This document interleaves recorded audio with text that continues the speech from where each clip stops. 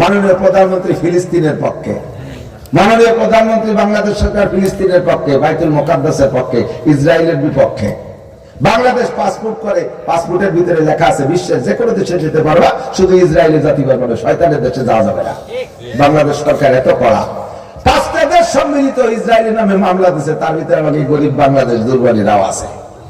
কাজেই এখন বাংলাদেশ সরকার আমাদের সাথে জঙ্গি হয়ে গেছে আমেরিকার নজরে। আমরা আগের থেকে জঙ্গি, বর্তমান সরকারও জঙ্গি। তা আমাদের সরকার জঙ্গি যদি আমাকে ফিলিস্তিন যাইয়া যুদ্ধ করার অনুমতি দেয়, রাস্তা খুলে দেয়, ready ready, boxing boxing boxing boxing, এভাবে হাতে এরকম রাখলে দুর্বল দেয়, বক্সিং বক্সিং। আরে বক্সিং পাকাতিও দিচ্ছে বেড়া, এই নামের নাম বক্সিং, গুছি দিলে আঙ্গুল ভেঙে যাবে। এই যে বক্সিং, আমি তো ক্যারাটে শিখছিলাম, বক্সিং সিস্টেম দেয়।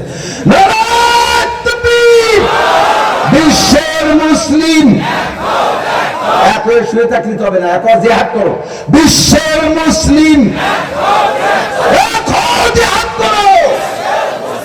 ইহুদিদের দালাল না, ইসরায়েলের দালাল না, নেতানিয়াহুর দালাল না, খ্রিস্টানদের আস্তানা, কাদিয়ানীদের আস্তানা, হিজবুত তাওহীদের আস্তানা, বিদাতীদের আস্তানা, মুসলিমদের আস্তানা। আপনি কইয়া স্লোগান দিতে লজ্জা পাইছেন? এর ওসিলায় আপনার দাম বাড়িয়ে গেছে, তাকে উপকার হোক আর দাও। ইব্রাহিম আলাইহিস সালামের জন্য আগুন জ্বালাইছে নমরুদ, ব্যাঙে একটু পেশাব করে দিয়েছে, তাতে আগুনের কোনো ক্ষতি হয়নি, ইব্রাহিমের কোনো উপকার হয়নি। তাকে ব্যাঙের লাভ হয়ে গেছে। ব্যাঙে কইছে তোর পেশাবে কোনোদিন কম পড়বে না। এক রাত্রি এক ব্যাঙের গায়ে 30 বার লাথি লাগবে পেশাব করে, ওর সাথে কি বাড়ির বোতল চাই, মাঝে মাঝে খাই নেই।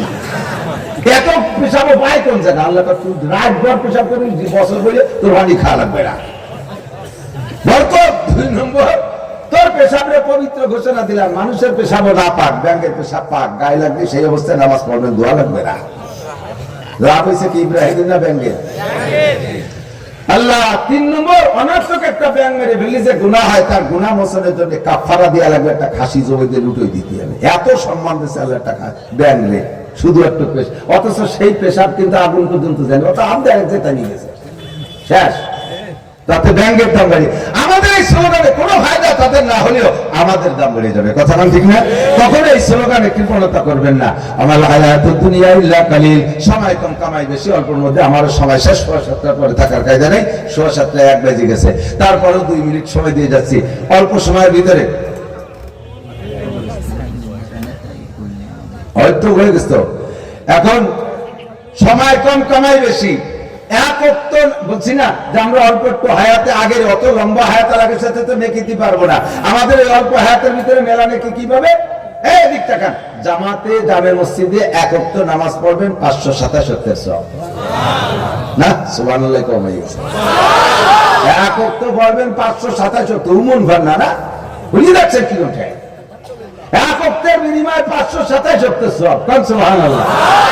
ওযু করার সময় একটু মেসাজ দিয়ে ডলা দেবেন, আরো 70 গুণ।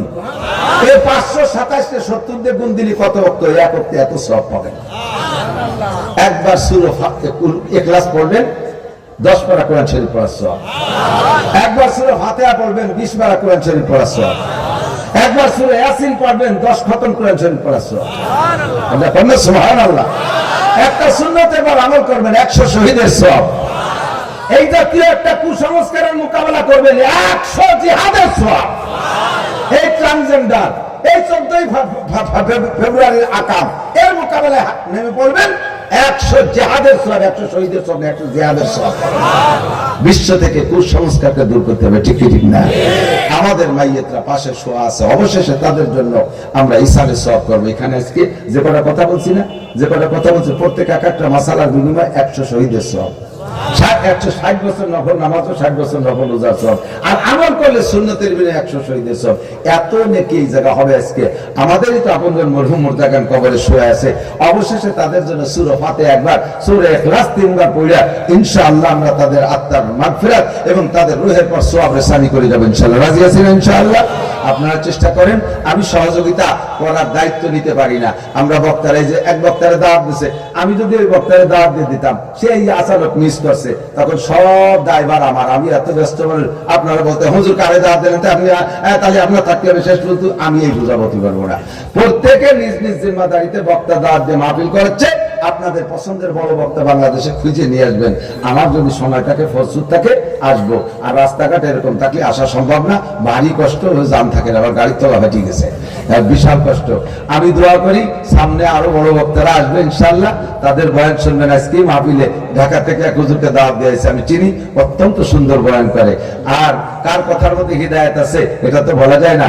আর সর্বোপরি আমাদের মহান মুরব্বী মুলখানা হুজুর দাওয়াত বরকাতুল আলিয়া নানুপুরি হুজুর রাহমাতুল্লাহ আলাইহির হাতে গড়া মানুষ, আমাদের তাজ সার মুরব্বী, পুরা নড়াইলের ভিতরে এখন উলামায়ে কেরামদের ভিতরে শীর্ষে হযরত, আমরা ওনাকে অনুসরণ করি।